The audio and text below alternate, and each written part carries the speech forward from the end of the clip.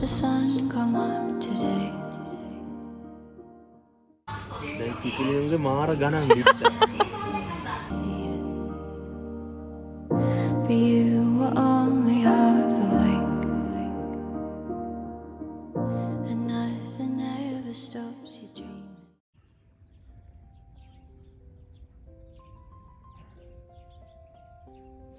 Hey guys, කොහොමද ඉතින් ආල්ද? මම හිතනවා ඔයාලා ගොඩාක් හොඳින් ඉන්නවා ඇති කියලා.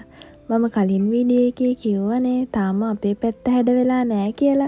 ඔන්න දැන් නම් හරිම ලස්සනයි.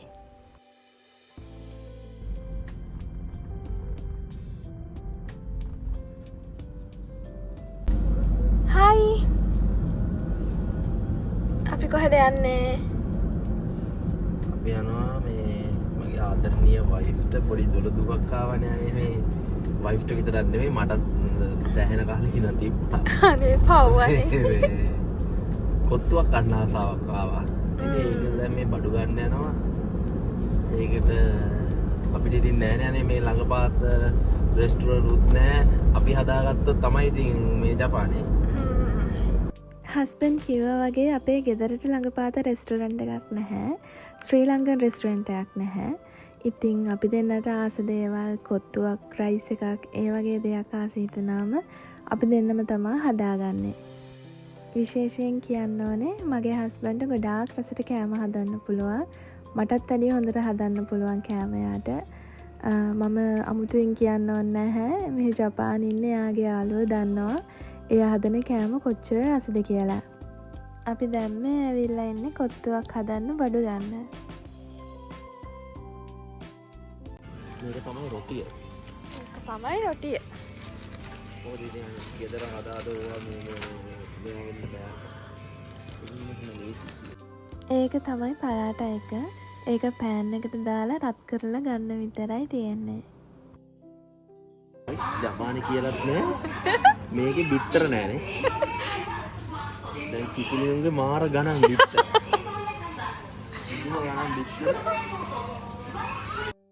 ඒ සුපර් මාකට් එකේ බිත්තර තිබ්බේ නෑ.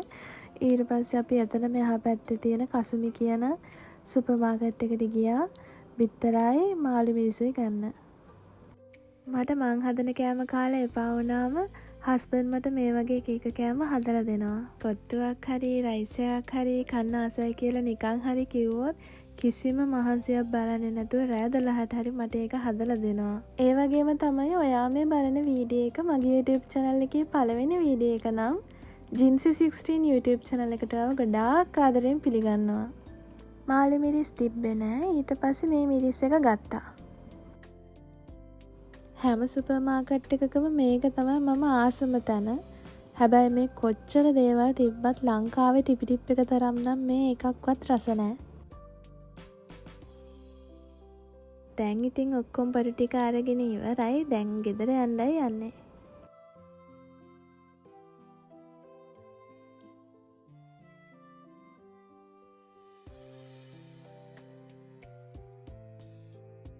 මම දැන් කරන්නේ රොටි ටික අරගෙන පෑන් එකට දාලා දෙපැත්ත රත් කරලා ගන්නවා. අද මම කරන්නේ ඒ ටික විතරයි. හස්බන්ඩ් තමයි කොත්තුව හදන්නේ. කොත්තුවේ රෙසිපි එක මේ වීඩියෝ එකේ තියෙනවා. ඉතින් කැමති කෙනෙක් ඉන්නවා නම් ඒ විදිහට try කරලා බලන්න. මේ පරාටා එකේ මේ තියෙන්නේ ලීක්ස්. ලීක්ස් නැති එකක් තියෙනවා. එක එක જાතියේ වර්ග තියෙනවා. අපි ගත්තේ මේ ලීක්ස් තියෙන එක.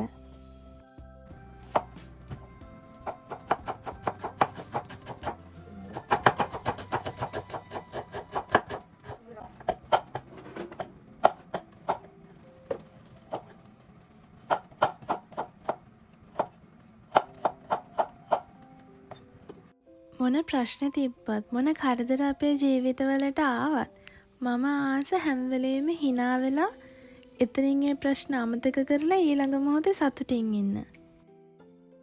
ඉතින් මේ වගේ දේවල් වලින් පොඩි දේවල් වලින් මම නම් ලොකුව සතුටක් ලබනවා. මම විතරක් නෙමෙයි මේ ලෝකේ ඉන්න හැම වයිෆ් කෙනෙක්ගේම සතුට සහ සැනසීම තමයි ඒක.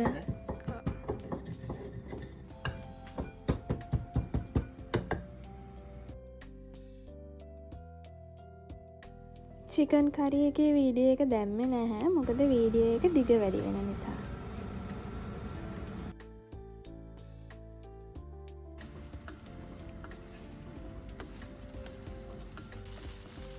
ඔන්න කොත්තුවත් දැන් හදන්න පටන් අරගත්තා.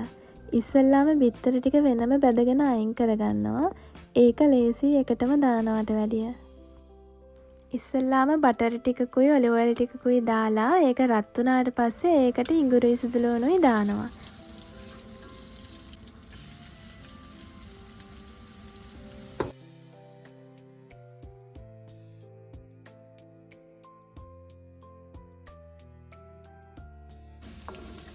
ඒක ටිකක් බැඳුනට පස්සේ ලුණු ටික එකතු කරන්න.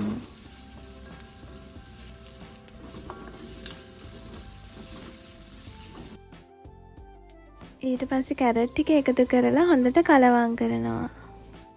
ගොඩක් වෙලා තියන්නේ නැහැ. කොත්තුව රස ටිකක් එළවලු අමුවට තියෙදි නේද? දැන් ගෝවා ටිකයි අමුවිරිස් ටිකයි කපාගත්ත ලීක්ස් ටිකයි එකතු කරනවා.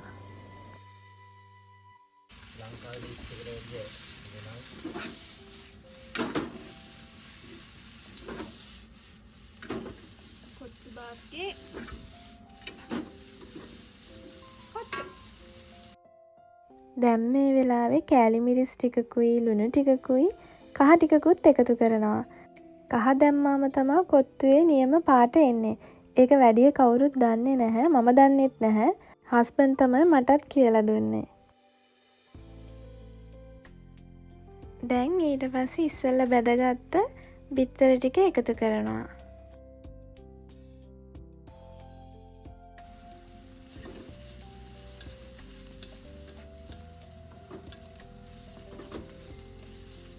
මස් එක කෑලි කෑලි වලට ඉරා ගත්තා. එතකොට ලේසි. මස් කටුත් එක්ක දාපුවම තමයි නියම කොත්තුවේ රස එන්නේ. තව ගෙදර තිබ්බ සොසේජස් වගේක් ඒවා ටිකත් එකතු කරා බැදලා.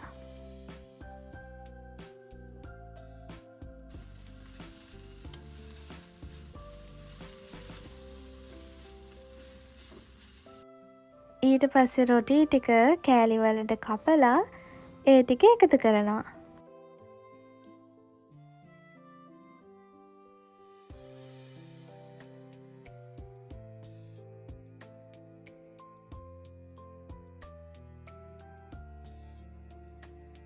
ඒ ටික හොඳට කලවම් කරලා දැන් චිකන් කරි එක දානවා. මේ කරි එකෙන් තමයි කොත්තුව ගොඩක්ම රස එන්නේ.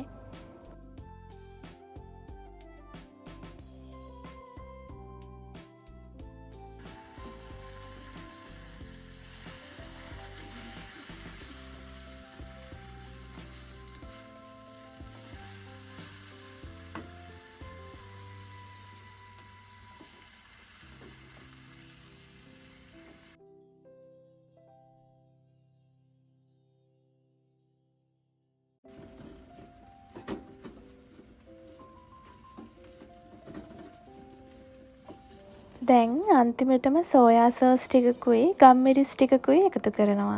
වෙන මුකුත්ම රසකාරක එකතු කරන්නේ නැහැ. මේ ටික විතරයි. ඔයා මේ වීඩියෝ එක බලන කෙනෙක් නම් ලංකාවෙන් පිට ඉන්න කෙනෙක් නම් අනිවාර්යයෙන්ම මේ විදියට හදලා try කරලා බලන්න. ඇත්තටම ගොඩක් රසයි. කවදාක්වත් ඔයාට ආයේ ලංකාවේ කොත්තුවක් නම් මතක් වෙන්නේ නැහැ. මොකද ඔයා හැමදාම මේ විදියට හදාගෙන කයි. අන්තිමේටම තක්කාලි ටිකක් කපලා දානවා. මොකද මුලින්ම දාන්න ඒක දිය වෙනවනේ. අන්තිමේටම තමයි ඒක දාන්නේ. මේ දේවල් ඉතින් ගුණ කෑම නෙමෙයි. ඒ වුණාට ඉඳලා හිටලා කෑවට නම් කමක් නැහැ. ඔයාලත් පුළුවන් නම් try කරලා බලන්න. මගේ කොත්තු 12 නම් හරි. එහෙනම් ඉතින් අලුත් වීඩියෝ එකකින් හමු වෙමු. එතකන් ඔයාලට ආදරණීය මතකයන්ගෙන් පිරුණු සුබ සතියක් වේවා.